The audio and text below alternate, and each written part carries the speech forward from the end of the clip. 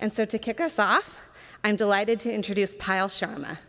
Payal works at YW Boston and is a facilitator, social justice educator, and an artist who believes deeply in the power of people's stories as a vehicle for healing and radical personal and political transformation.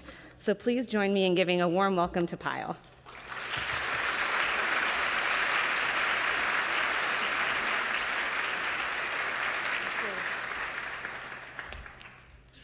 Good afternoon.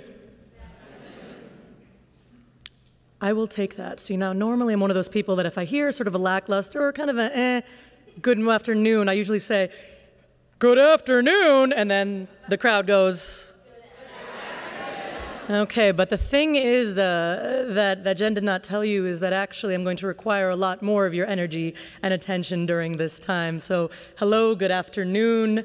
My name is Payal Sharma, and in the spirit of gender inclusivity, my gender pronouns are she, her, and hers. And I have the privilege, the honor,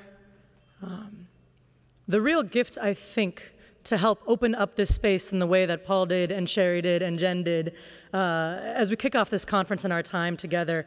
And I've been doing this lately at different conferences, at different panels, but I really want us to connect into ourselves as we are part of this convening. So guess what? We're about to do something interactive.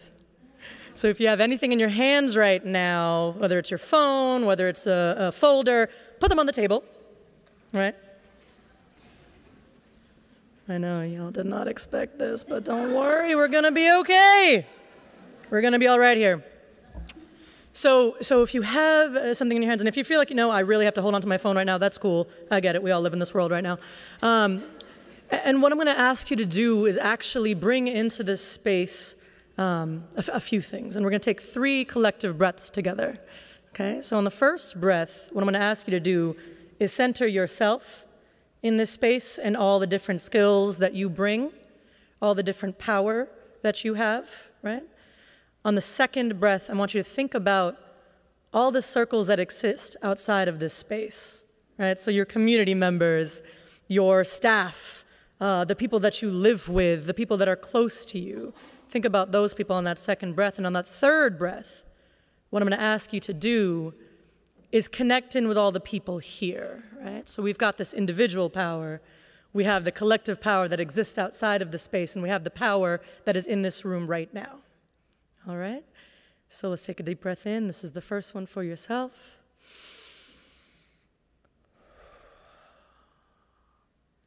The second one for all the people that are not here in this room that you carry with you. Take a deep breath in and back out. And the third one, to connect into the power and the potential in this space. Take a breath in and take a breath out. Great. Good. And if you were closing your eyes, you can open them now. And I offer to you an invitation in our very, very short time together. And the great thing about this room here is that there actually are 6 different rows here. So like I said, there was work for you all to do already. First 2 rows over here, guess what your word is? It's called justice. All right, so first 2 rows, I want you to get really loud. And when I point to you, I want you to say justice. Does that sound good? Okay. Justice. Oh, so good. All right, middle 2 rows right here, your word is courage. All right, so when I go, courage. I'm gonna do a little bit better than that. Courage. Good, because we're gonna need a lot of it this weekend and these next few days. Last 2 rows here, you get one of my favorite words. It's love. Ready? Love. Love. Justice. Love. Courage. Y'all ready to go? I love it. I love it. I love it. All right, here we go. So Dr. Cornel West reminds us that justice is what love looks like in public. That is what love looks like in public. And in order to really love, we must have We must have. So along with courage, I invite into this space in our time together for the next 72 hours, curiosity, questions, and action. I invite for us humility and the ability to say the phrase today, I don't know. And both the power of the people connections to answer those questions, and for all of us, the power to learn from history and others. We have little time to waste. We are talking about social inequities. I invite the action to happen intentionally and swiftly, and the courage to think that actually, yes, we do have the answers. We know the answers. If we dig away a lot of the dirt, we will find the answers. I ask us to place mirrors not only outward and towards the tool of collective impact learning, but inward as well and towards ourselves, melding our mind work with our heart work, with our deep self-soul work. So much so that they link and they meld together, that we link with one another, and together we are unstoppable in our quest for justice, for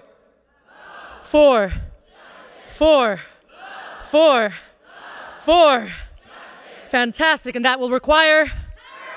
And I invite the phrases, white supremacy and anti-blackness along with racism, and the courage, to look at both intently and honestly, and like a crafted surgeon, think about the ways and extract out the ways that they show up in our institutions and in ourselves, in our communities. I told you that this takes. And the power also to not forget about all the other folks that exist, the Asian, the Latinx, the indigenous folks that need to be centered in this space as well. And I also invite the phrase, since we've seen so much about how education and youth come into play, the phrase adultism, asking us to bring in the stories of our young people and work alongside with them and not speak for them, but alongside with them, and as we craft solutions that directly impact them. And finally, and this is a new piece, quite frankly, based on what happened yesterday. Finally, most deeply, and with love, and with love, and with love, and with I invite into this space the strength and the courage to look at the truth of both and. Both our ability to condemn the attack in Manchester and mourn, truly mourn, and cry for the lives lost, and also condemn the inevitable backlash and anti-Muslim, anti-Sikh, anti-Arab, anti-South Asian South rhetoric and violence that will prevail in the coming weeks and the months that has already taken the lives of so many, and with all of this, hold the truth and the ability to condemn the systems of oppression and inequity that have been slowly impacting us covertly and overtly, historically and currently. We must have the courage to look at it all.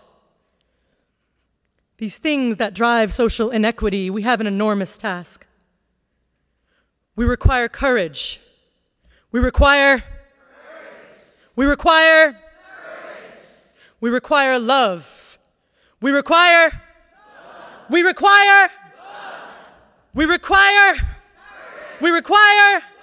to move us towards.